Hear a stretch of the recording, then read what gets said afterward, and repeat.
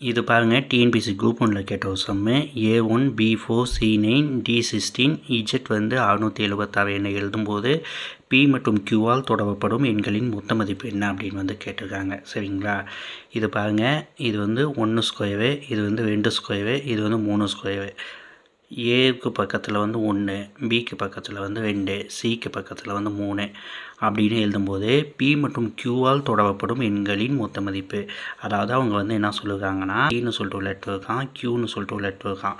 இந்த 2 லெட்டர்னாலையும் தொடரப்படும் எண்கள், அதாவது வந்து இதுக்கு முன்னாடி வந்து ஒரு நம்பர் வந்துருக்கான், இதுக்கு முன்னாடி வந்து ஒரு நம்பர் வந்துருக்கான். அந்த நம்பருங்களோட மொத்த மதிப்பு வந்து எவ்வளோன்னு வந்து கேட்டிருக்காங்க. அப்போ பிக்கு முன்னாடி ஒரு நம்பர் வந்துருக்குன்னா அது எதோட நம்பராக வந்து வந்துருக்கணும்? ஓவோட நம்பராக வந்து வந்துருக்கணும். சரிங்களா? ஸோ வந்து ஓவோட நம்பர் வேணால் 15 ஸ்கொயரு. அப்போ கியூக்கு முன்னாடி ஒரு நம்பர் இருக்கிறதா வந்து அது வந்து எதோட நம்பராக வந்து இருந்துருக்கணும்?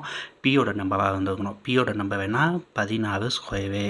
ஸோ 15 ஸ்கொயரையும் 16 ஸ்கொயரையும் கூட்டணும்னா என்ன ஆன்சர் வருதோ அதுதான் வந்து ஆன்சர். 15 ஸ்கொயர் வந்து என்ன? 725. 16 ஸ்கொயர் பார்த்தீங்கன்னா 756. இந்த ரெண்டுத்தையும் கூட்டுங்க. 725 756. 1 மீதி 1 3 8 4 481. இந்த 481 எங்கே இருக்குன்னு பாருங்கள். ஏவில் இருக்கா, பியில் இருக்கா, சியில் இருக்கா, டியில் இருக்கா? அதை வந்து கமெண்ட்டில் வந்து சொல்லுங்கள்.